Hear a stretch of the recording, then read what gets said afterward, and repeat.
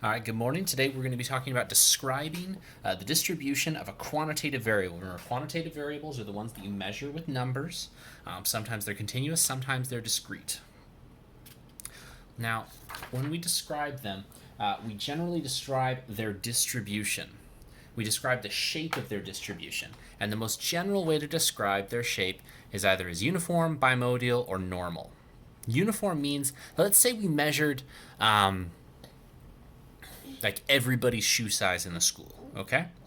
And it turns out that the same number of people had like size 8, size 9, size 10, size 11, and size 12. So there was the same number of each group. So there was no cluster. Everyone, like on average, every shoe size was equally likely. You can talk. I'm fine still. Okay.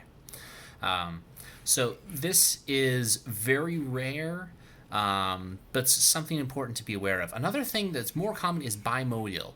So let's say we were looking at GPAs. Maybe the average GPA at our school is 2.0, which is probably pretty close to the average GPA. But Guess what? probably around 2.0, there aren't a lot of students because there's probably some clustering. We probably have a lot of students who have that 3 to 3.5 GPA. Yes, Dennis? Actually, zeros are circle and O's are circles. That's true. And 1 to 1.5 would be another GPA. So we're going to have some high achieving students and some low achieving students. There's not going to be a whole lot of middle ground students. So the distribution of GPAs at our school might be bimodal. Now let's talk about normal. This is what we like things to be. We like a distribution of normals. That means that most people are around average, and as we get farther away from average, there are less and less people. This is true for height in most cases. Most people are somewhere in that 5'9" range, and as you get above 5'9", there are less people, or below 5'9", there are less people. But let's talk about some unusual features. Unusual features include outliers. I need to do some on the back. Okay, do some on the back, buddy. So outliers are things that don't fit with the group. So this star here is an outlier on a box and whisker plot, which you guys might remember from back in the day when you used to make those. We're going to make more of these. Or maybe outside the bell curve there's like one crazy tall person. Who knows? Other things that are important to keep in mind when we're looking at these, we're going to talk about outliers more in depth. Just a couple other things to talk about would be things like gaps. Gaps are regions in a distribution between two data values where there's no observable data. Like say we had a bunch of people in between 5 foot and 6'2", and then suddenly between 6'3" and 6'4" there were no people. But at 6'5" we found some people. We found some really tall people. Just not some people in the middle. That would be a gap that we could see. Clusters, those are concentrations of data usually separated by gaps. So if this bimodal thing actually went down to 0, we could call these clusters. Or as it gets closer, we could probably call these clusters now, actually. The last thing we need to talk about is multiple peaks. So sometimes there's multiple peaks. If there's clusters, there's going to be multiple peaks. Okay, let's talk about outliers. In order to be considered an outlier, you have to be 1.5 times the magnitude of the interquartile range plus the first quartile or the third quartile. Now, I know that definition made almost no sense, so let's do an example. I need more. I need more. You need more paper? My son's joining us as a guest star on today's video, so if you're hearing someone talking, that's my son. There you go, buddy. Guess what? Then those are the letters later, so we can do it. I like those are the for the judge. Those those are for the students. Thank you. I just showed them so they can see it. Okay, so here's a collection of data. Let's say this is the number of push-ups that a class could do. We had everyone in the class get down and do as many push-ups as they could. Now, I've arranged this in order from least to greatest. We're going to come up with the minimum, the maximum, the quartile 1, the median, and the quartile 3. That's our pieces of information we're going to come up with. Now, the easiest way to come up with this information is actually using our calculator. We're just going to go ahead and do that. Thank you.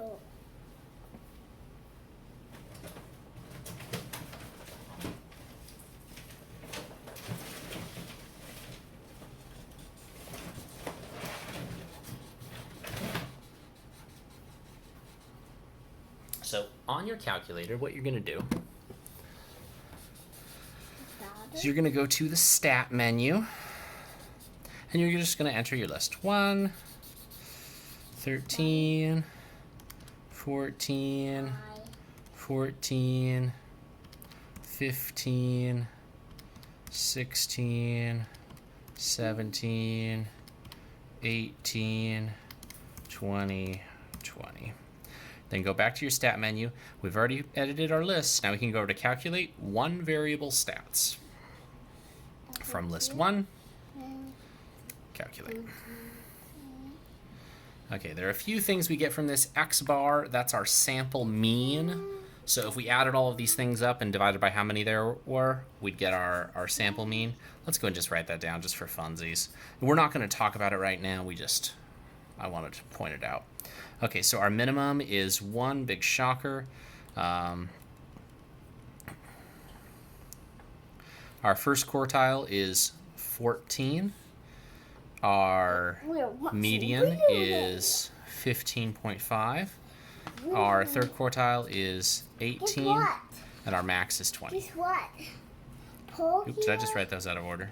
Guess what? Polio is that fun and it has different scenes and it has fun scenes and you never had it before because it isn't funner.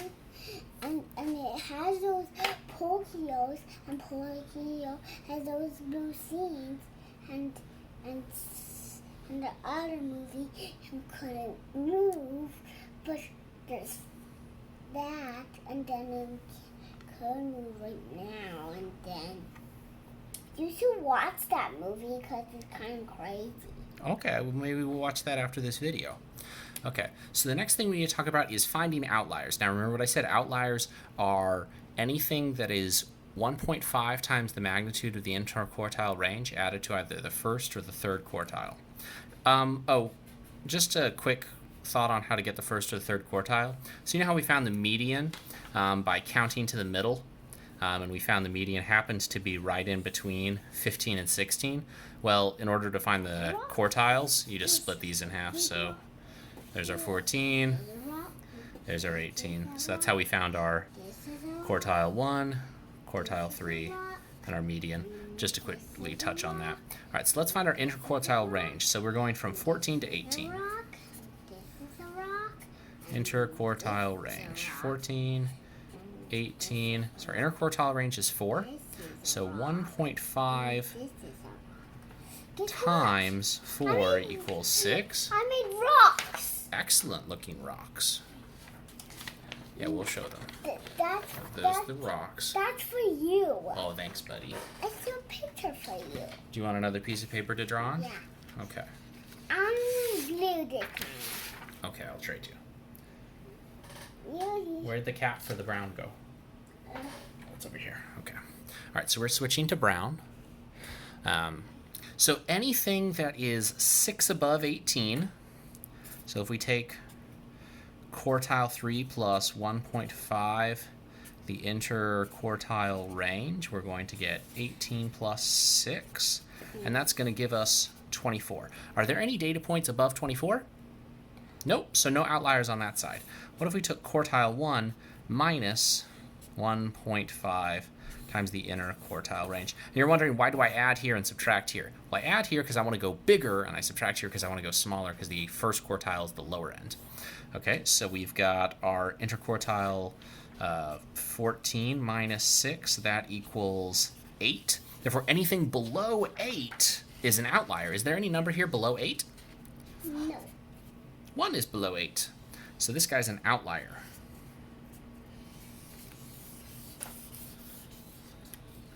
Which means we were considering whoever was only able to manage 1 push-up, we're not really going to consider them as part of our data because they don't count as part of the real group. They're outliers. Okay. Other thing we need to talk about is skews. So just like there are sometimes outliers, sometimes there's enough outliers that they mess up the data. So like, for example, let's say we were looking at He's looking up and that's the tornado scene dropping from the tree, and it's going to squish him, and it's going to get squished and die. Oh, that sounds very scary. All right. He's looking up at it. So let's say. It just fell off the tree all by itself. Oh, that's very scary. We were looking at the